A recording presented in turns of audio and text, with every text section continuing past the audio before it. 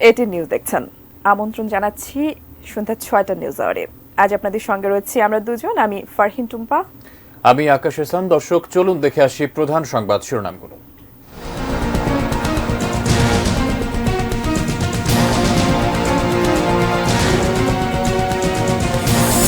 তাণ্ডবকারীদের বিচার দেশবাসী করবে, ক্ষতিগ্রস্ত মেট্রো স্টেশন পরিদর্শন করে বললেন প্রধানমন্ত্রী। পুলিশ হত্যা করে ঝুলিয়ে রাখা দুর্বৃত্তরা শনাক্ত, জানালেন ডিবি প্রধান। ১ আগস্ট পর্যন্ত এইচএসসি ও সমমানের সকল পরীক্ষা স্থগিত। ইউটিউব সহ গুগলের সব সেবা উন্মুক্ত, বন্ধ থাকবে ফেসবুক, হোয়াটসঅ্যাপ, ইনস্টাগ্রাম। প্রজ্ঞাপন জারির পর পোষ্য সহ আগে চালু থাকা সব কোটা বাতিল, বলছেন বিশেষজ্ঞরা। এবং আর্চারি দিয়ে বাংলাদেশের অলিম্পিক মিশন শুরু আজ, গেমসের উদ্বোধন কাল। Sponsored by Abiba Finance Limited.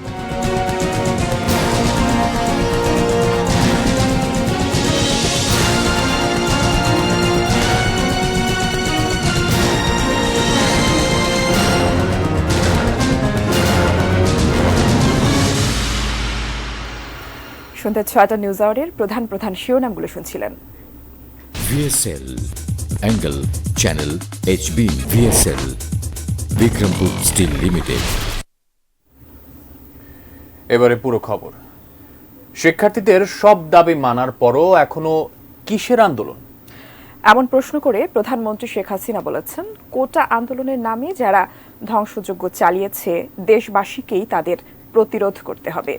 সকালে দুর্বৃত্তদের হামলায় ক্ষতিগ্রস্ত মিরপুর ১০ নম্বর মেট্রো রেলের স্টেশন পরিদর্শন করে একথা বলেন তিনি। রেজান ফয়েজের রিপোর্ট।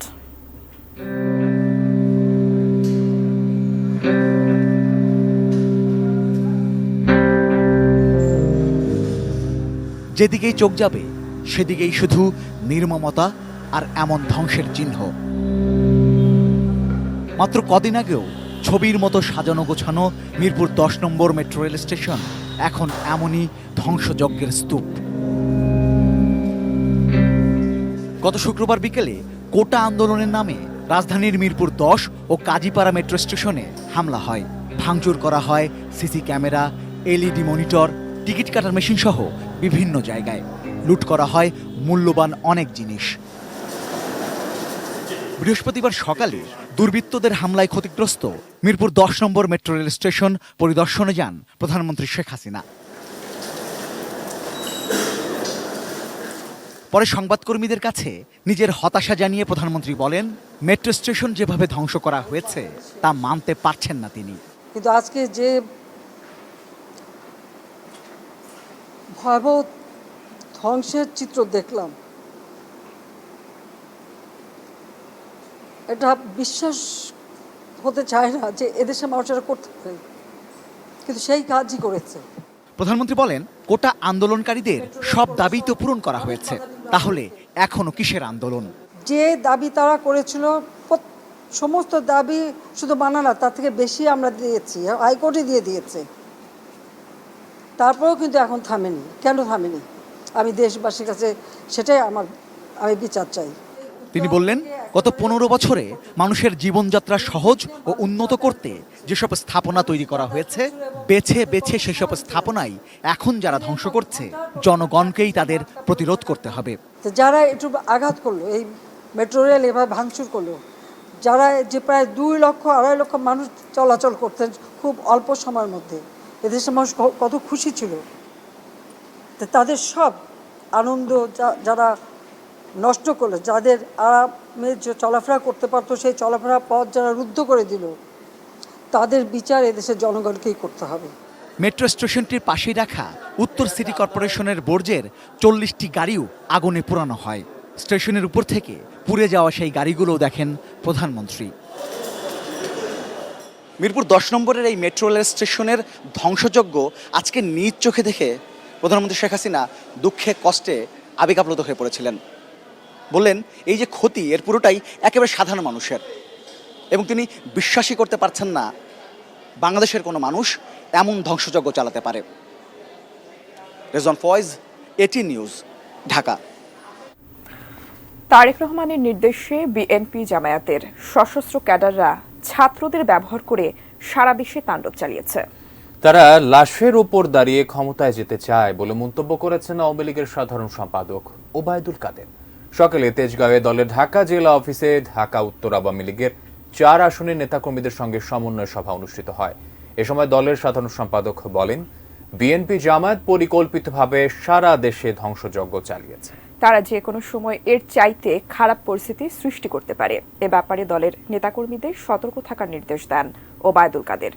একই সঙ্গে বিএনপি আগুন সন্ত্রাস করে না বলে মির্জা ফখরুলের বক্তব্যের তীব্র প্রতিবাদ জানান ওবায়দুল কাদের।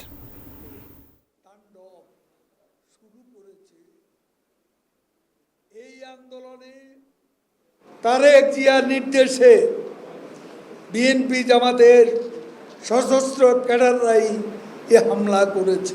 এই নৃশংস হত্যাকাণ্ডের এবং ধ্বংসযজ্ঞের দায় তাদের,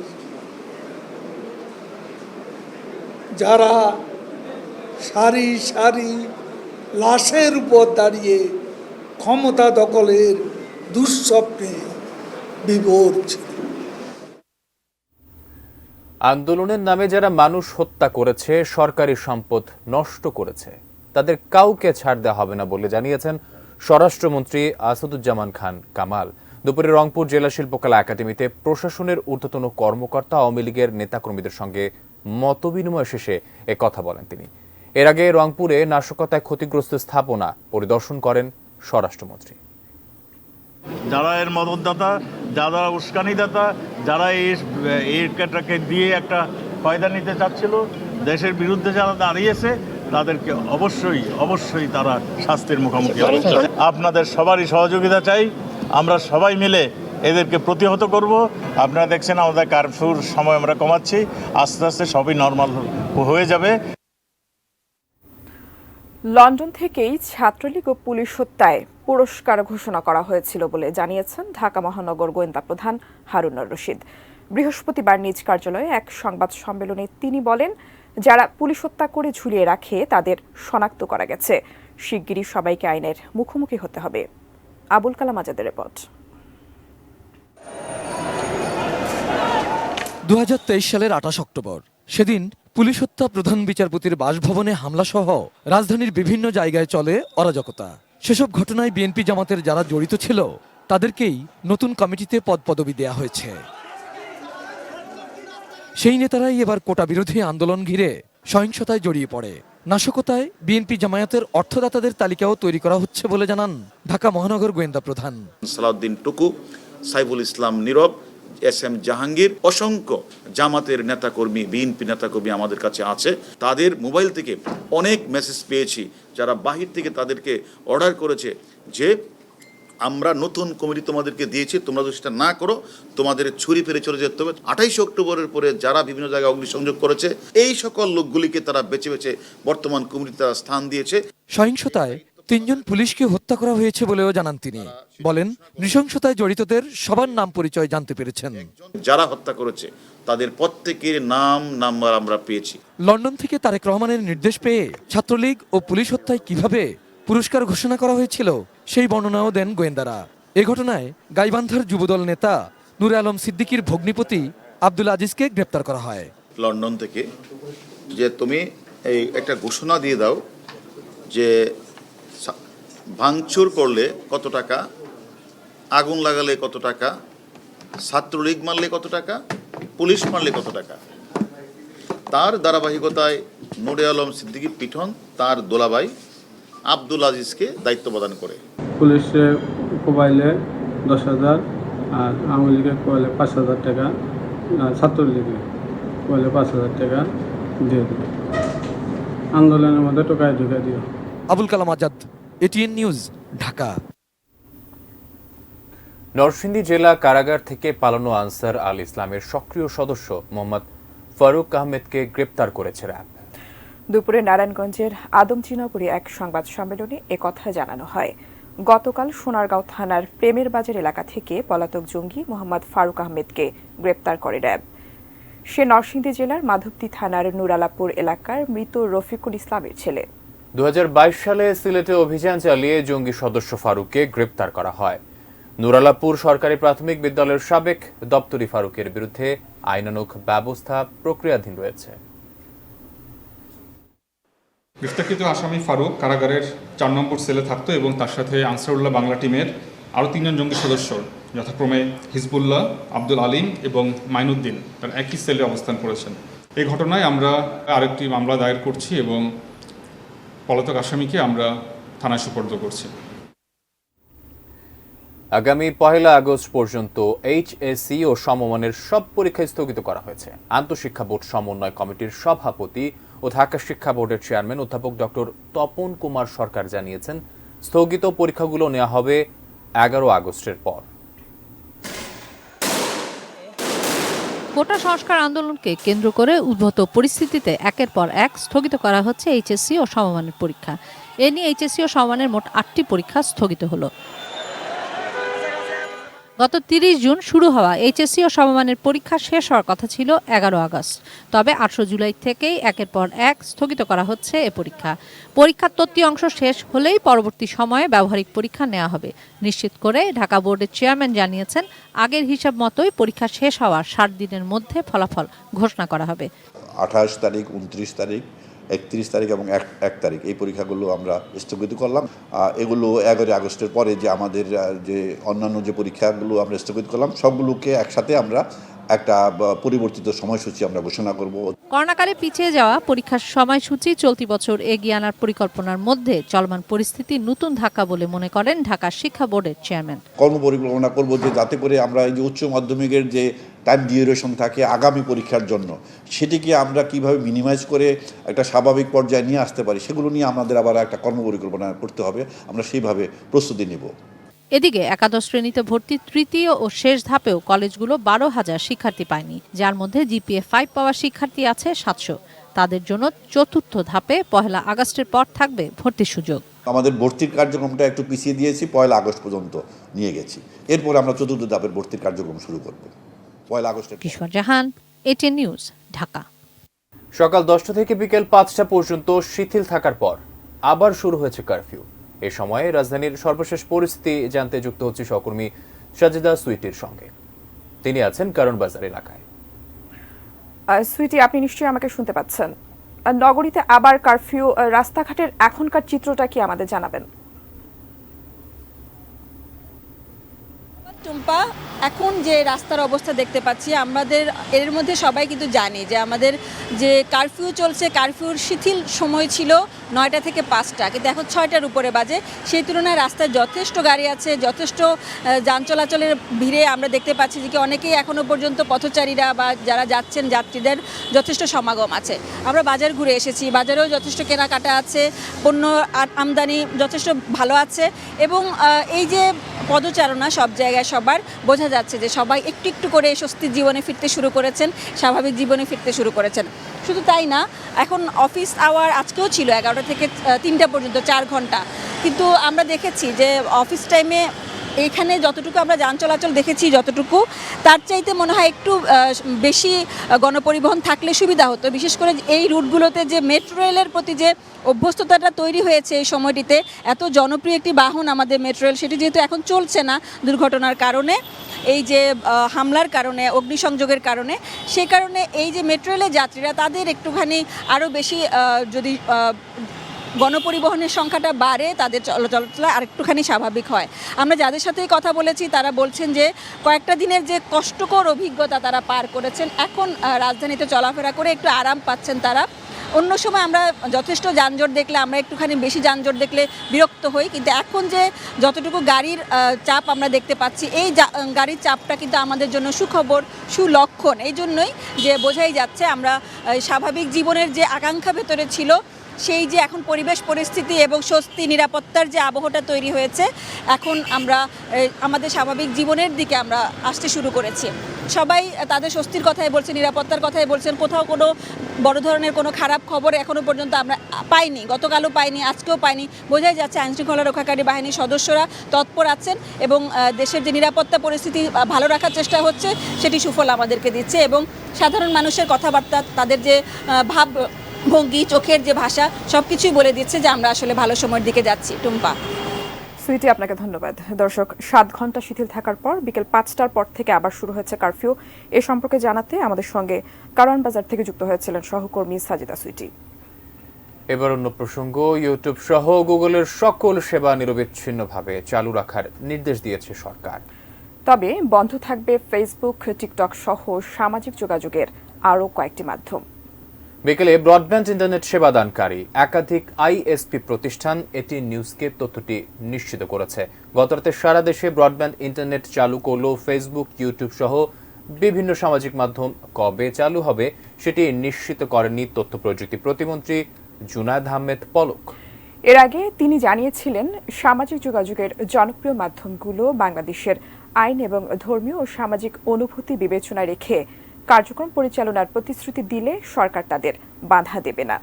আজ গুগলের সকল ক্ল্যাশে সার্ভার উন্মুক্ত করে দেয়া হলেও ফেসবুক, ইনস্টাগ্রাম, হোয়াটসঅ্যাপ, মেসেঞ্জার সহ মেটার সকল অ্যাপ এবং টিকটক চালুর ব্যাপারে কোনো নির্দেশনা আসেনি।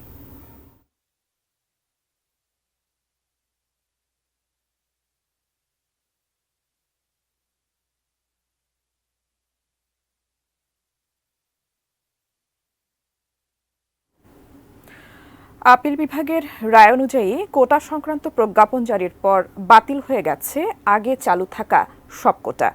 আইন ও জনপ্রশাসন বিশেষজ্ঞরা বলছেন, বিভিন্ন রাষ্ট্রায়ত্ত ও শিক্ষা প্রতিষ্ঠানে এতদিন ধরে চাকরিতে পোষ্য কোটা থাকলেও এখন আর তা কার্যকর নেই। 21 জুলাই সুপ্রিম কোর্টের আপিল বিভাগ যে রায় দিয়েছে তা অনুযায়ী সব সরকারি, আধা সরকারি এবং স্বায়ত্তশাসিত প্রতিষ্ঠানের চাকরিতে সব ধরনের নতুন নিয়োগে সর্বোচ্চ কোটার পরিমাণ 7%। এ সংক্রান্ত প্রজ্ঞাপন জারির পর এর বাইরে যতখানে যত রকম কোটা ছিল সব স্বয়ংক্রিয়ভাবে বাতিল হয়ে গেছে। প্রত্যেক ক্ষেত্রে কোর্টের নির্ধারিত কোটা প্রযোজ্য হবে, অর্থাৎ আগের সব কিছুই বাতিল। সুতরাং আপনি যেটা বলছেন যে রেলে বা প্রাইমারির পোষ্য কোটা বাতিল হয়েছে কিনা, আমার মনে হচ্ছে যে বাতিল। বাংলাদেশ রেলওয়ে 2020 সালে জারি করা নিয়োগ বিধিমালা অনুযায়ী পোষ্য কোটা ছিল 40%। সম্প্রতি এই কোটা চ্যালেঞ্জ করে রিট হয়েছিল হাইকোর্টেও। জাহাঙ্গীরনগর বিশ্ববিদ্যালয়ে শিক্ষার্থী ভর্তি থেকে শুরু করে চাকরি পর্যন্ত সবখানেই এতদিন ছিল পোষ্য কোটার সুযোগ। এছাড়া বেশ কিছু শিক্ষা প্রতিষ্ঠান সহ বিভিন্ন প্রতিষ্ঠানে ছিল পোষ্য কোটায় চাকরির সুযোগ। কোনো কোনো সরকারি সংস্থাকে অনুমোদন দেওয়া হয়েছে বিশ্ববিদ্যালয় করার জন্য, সেখানে কিন্তু তাদের বড় একটা কোটা আছে। সেইটার যে মূল যুক্তিটা হচ্ছে যে সেইখানে যারা কর্মরত তাদের সন্তানদের স্বার্থটা রক্ষা করা। আগের অনেক জায়গায় যে কোটার কথা ছিল সেগুলো কিছুটা যৌক্তিক, কিছুটা অযৌক্তিকও ছিল। যেমন প্রাইমারিতে অনেক চিন্তাভাবনা করে এগুলো করা। 60% যে মহিলা কোটা ছিল, আমি মনে করি এটা প্রয়োজন। তার কারণ আমার অভিজ্ঞতায় দেখেছি, আমি তো মহাপরিচালক ছিলাম, ছেলেরা বাচ্চাদের ওইভাবে ডিল করতে পারে না, রেগে যায়, মারপিট করে, অধৈর্য হয়। কিন্তু মেয়েরা এই দিক থেকে জেনেটিক্যালি বা ন্যাচারালি এই দিক থেকে দক্ষ, সেটা লাগবে। তবে যে পোষ্য কোটা ছিল সেটা আমার কাছে অযৌক্তিক মনে হয়েছে। বিশ্লেষকেরা বলছেন, আপিল বিভাগ যেহেতু কোটা রায়ে সরকারকে প্রয়োজনে পরিবর্তনের অনুমতি দিয়ে রেখেছে, তাই এসব পোষ্য কোটা আবারও চালুর সুযোগ থাকছে। তবে সেজন্য প্রতিষ্ঠানগুলোকে আগাতে হবে আইনি কাঠামোর মাধ্যমে। সরকার প্রজ্ঞাপন করে সেটা বলে দিবে। সরকারি বললে তো প্রাইমারি যে সমস্ত প্রতিষ্ঠান সরকারি, মানে একদম সরকারি, সেটা তো এটার আওতার মধ্যেই আসবে, তাই না? রেল যেটা, সেটাও তো কমপ্লিটলি সরকারি। কোনো প্রতিষ্ঠান যদি মনে করে যে ন্যূনতম কিছু, মানে তার যারা কর্মকর্তা, কর্মচারী কিংবা শিক্ষক, তাদের সারা জীবন তারা করছে, কারো স্বার্থ কিছুটা মানে রেশনাল পর্যায়ে যৌক্তিকভাবে সেটাকে সংরক্ষণ করার জন্য যদি তারা মনে করে কিছু রাখতেও পারবে। আশিকুর রহমান অপু, এটি নিউজ, ঢাকা। শোক সংবাদ, জনপ্রিয় ব্যান্ড সঙ্গীত শিল্পী শাফিন আহমেদ আর নেই। ইন্না লিল্লাহি ওয়া ইন্না ইলাইহি রাজিউন। তার ভাই সঙ্গীত শিল্পী হামিন আহমেদ জানান, যুক্তরাষ্ট্রের একটি হাসপাতালে আজ শেষ নিঃশ্বাস ত্যাগ করেন শাফিন আহমেদ। গত 20 জুলাই যুক্তরাষ্ট্রের ভার্জিনিয়ায় শাফিন আহমেদের কনসার্ট নির্ধারিত ছিল। অনুষ্ঠানের আগে অসুস্থ হয়ে পড়লে সেদিনই তাকে হাসপাতালে ভর্তি করা হয়। সেখানেই আজ বাংলাদেশ সময় সকাল 6:50 মৃত্যু হয় তার। শাফিন আহমেদের মা কিংবদন্তি নজরুল সঙ্গীত শিল্পী ফিরোজা বেগম এবং বাবা সুরকার কমল দাশগুপ্ত। ছোটবেলা থেকেই শাফিন আহমেদ গানের ভেতরেই বড় হয়েছেন। 90 দশকে বাংলাদেশের জনপ্রিয় ব্যান্ড দল মাইলসের প্রধান ভোকাল এবং বেজ গিটারিস্ট হিসেবে তুমুল জনপ্রিয়তা লাভ করেন তিনি। শাফিন আহমেদের কণ্ঠে জনপ্রিয় কিছু গানের মধ্যে চাঁদ তারা সূর্য, জ্বালা জ্বালা, ফিরিয়ে দাও আমারই প্রেম তুমি ও ধিকি ধিকি আগুন জ্বলে অন্যতম। শাফিন আহমেদের স্মৃতির প্রতি এটিএন নিউজ পরিবারের গভীর শ্রদ্ধা।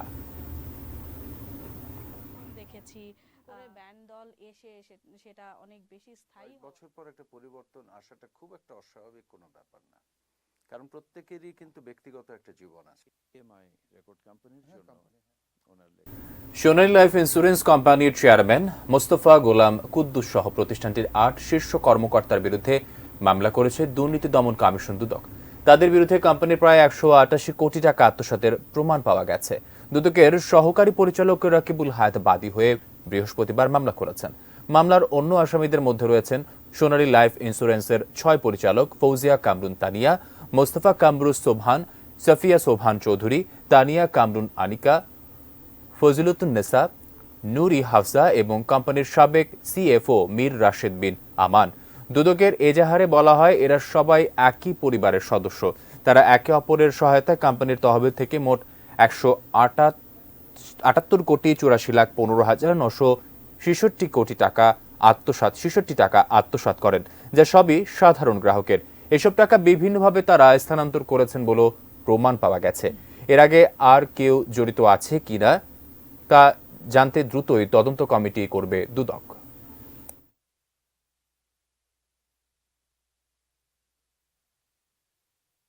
এবারে দেখবেন business news presented by Pubali bank PLC.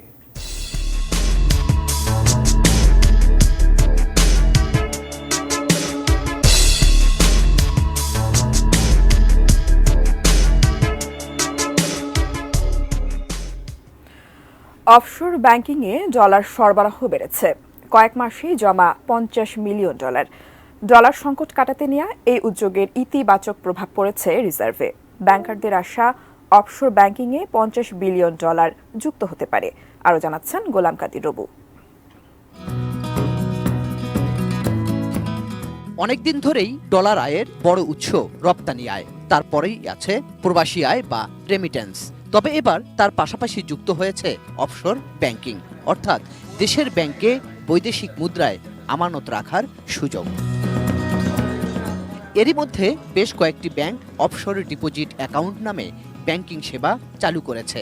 এ ব্যবস্থায় প্রবাসীরা প্রবাসীদের দেশে থাকা আত্মীয় স্বজন, বিদেশি নাগরিক এবং প্রতিষ্ঠান বৈদেশিক মুদ্রায় আমানত রাখতে পারছেন।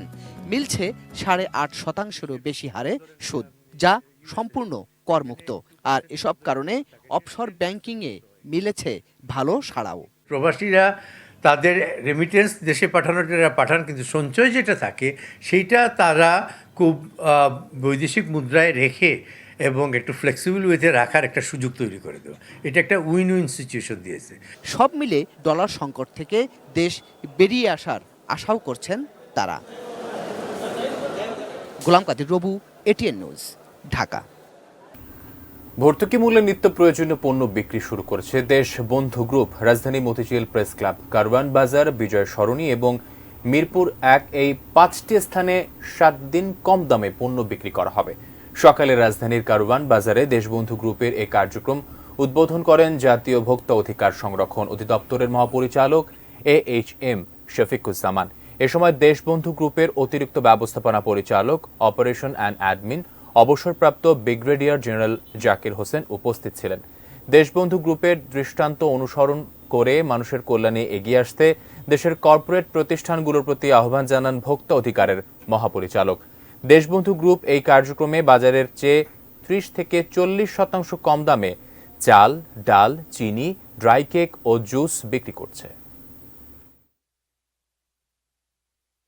এবারে মেটাল প্রেজেন্স কৃষি সংবাদ, সুজলা সুফলা।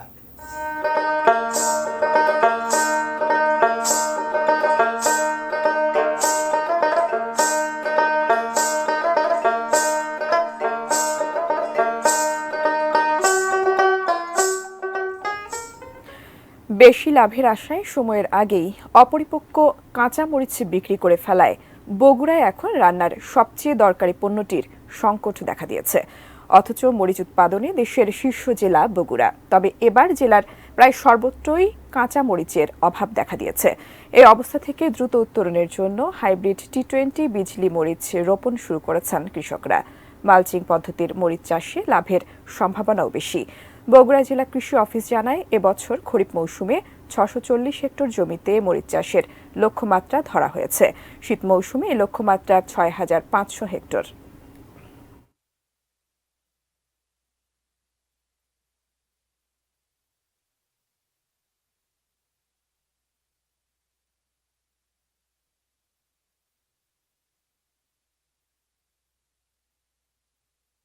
এবারে দেশের বাইরের খবর।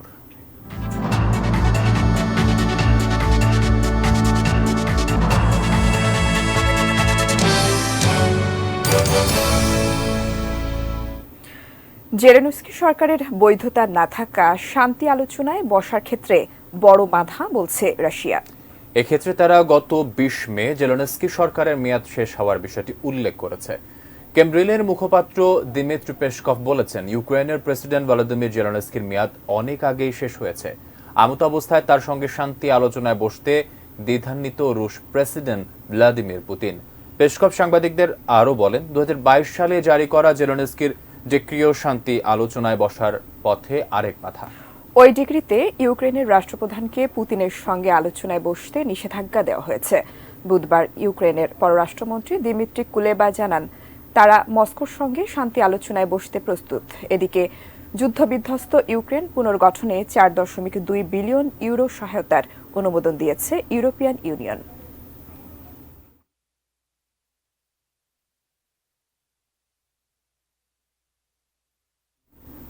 Ispahani sports news.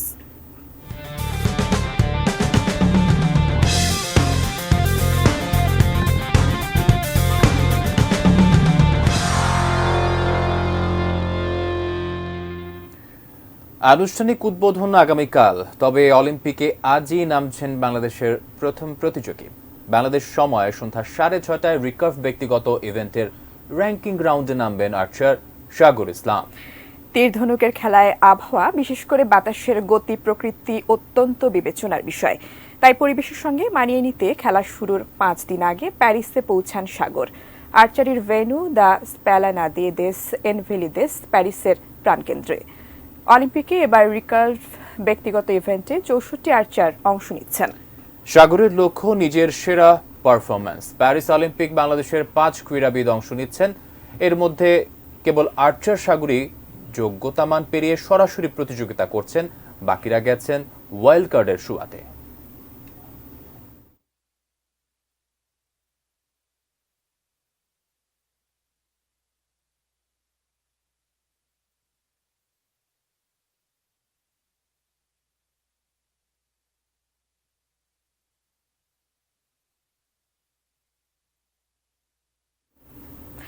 Football, rugby সহ শুরু হয়ে গেছে আরও কিছু খেলার প্রাথমিক পর্ব।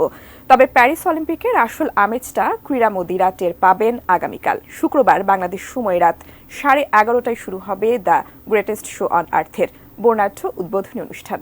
প্রথমবার মতো অলিম্পিকের উদ্বোধনী অনুষ্ঠান হতে যাচ্ছে স্টেডিয়ামের বাইরে সেন নদীর তীরে। বর্ণাঢ্য উদ্বোধনী অনুষ্ঠানে পরিকল্পনা করেছেন প্রখ্যাত থিয়েটার পরিচালক টমাস জলি। এএফপি জানিয়েছে, পুরো অনুষ্ঠানটিকে 12টি ভাগে ভাগ করা হয়েছে। 3000 সঙ্গীত ও নৃত্যশিল্পী এবং অন্যান্য পারফর্মার এতে অংশ নেবেন।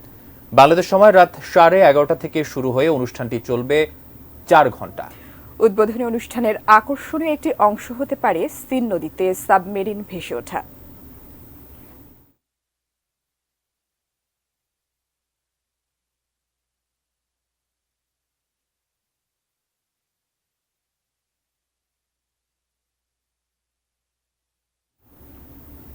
দর্শক, এ ছিল সন্ধ্যা 6টার নিউজ আওয়ারে। তার আগে এক নজরে শিরোনামগুলো জানিয়ে দিচ্ছি আরো একবার।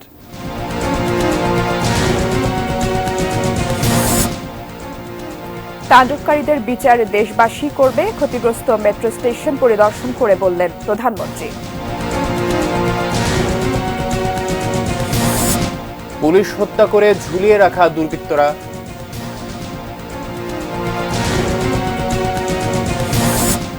পুলিশ হত্যা করে ঝুলিয়ে রাখা দুর্বৃত্তরা শনাক্ত, জানালেন ডিবি প্রধান। 1 আগস্ট পর্যন্ত এইচএসসি ও সমমানের সকল পরীক্ষা স্থগিত। ইউটিউব সহ গুগলের সব সেবা উন্মুক্ত, বন্ধ থাকবে ফেসবুক, হোয়াটসঅ্যাপ, ইনস্টাগ্রাম। প্রজ্ঞাপন জারির পর পোষ্য সহ আগে চালু থাকা সব কোটা বাতিল, বলছেন বিশেষজ্ঞরা। আর্চারি দিয়ে বাংলাদেশের অলিম্পিক মিশন শুরু আজ, গেমসের উদ্বোধন কাল। আর গাইবেন না, মাইলসের শাফিন আহমেদ যুক্তরাষ্ট্রের শেষ নিঃশ্বাস ত্যাগ। এবং জেলেনস্কি সরকারের বৈধতা না থাকা শান্তি আলোচনায় বাধা, বলছে Russia. Sponsored by Abiba Finance Limited. এই ছিল সন্ধ্যা নিউজ আওয়ার। এটিএন নিউজের সব খবর জানতে ভিজিট করুন www.atnnews.tv.com। এছাড়া চোখ রাখুন এটিএন নিউজের ফেসবুক এবং ইউটিউব পেজে। সাথে থাকার জন্য ধন্যবাদ সবাই। ধন্যবাদ সবাইকে।